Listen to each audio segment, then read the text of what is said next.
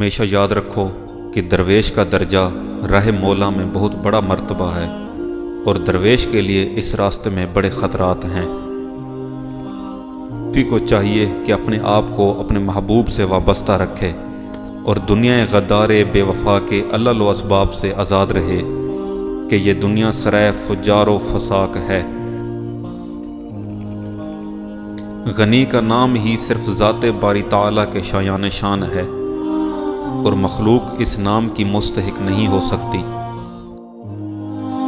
یاد رکھو جو کوئی لباس اولیاء کو کسب دنیا کے لیے آلہ بنائے گا وہ اپنے لیے آفت مول لے گا۔ مسکین مجرد کو کہتے ہیں اور فقیر صاحب توشہ کو۔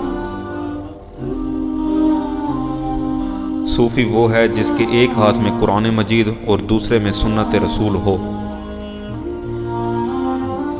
علم بہت ہیں اور انسانی عمر تھوڑی ہے، اس لیے تمام علوم کا سیکھنا انسان پر فرض نہیں، اس حد تک ضروری ہے جس سے عمل درست ہو جائے۔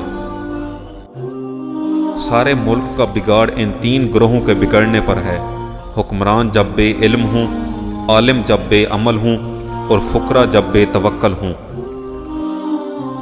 رضا کی دو قسمیں ہیں: اول خدا کا بندے سے راضی ہونا، دوسرا بندے کا خدا سے راضی ہونا۔ غافل عمرہ، کاہل فقراء اور جاہل درویشوں کی صحبت سے پرہیز کرنا عبادت ہے۔ دیندار لوگوں کو خواہ وہ کیسے ہی غریب و نادار ہوں چشم حقارت سے نہ دیکھو کہ اس سے فی الجملہ اللہ تعالیٰ کی تحقیر لازم آتی ہے۔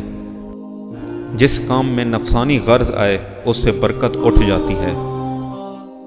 مسلسل عبادت سے مقام کشف و مشاہدہ ملتا ہے۔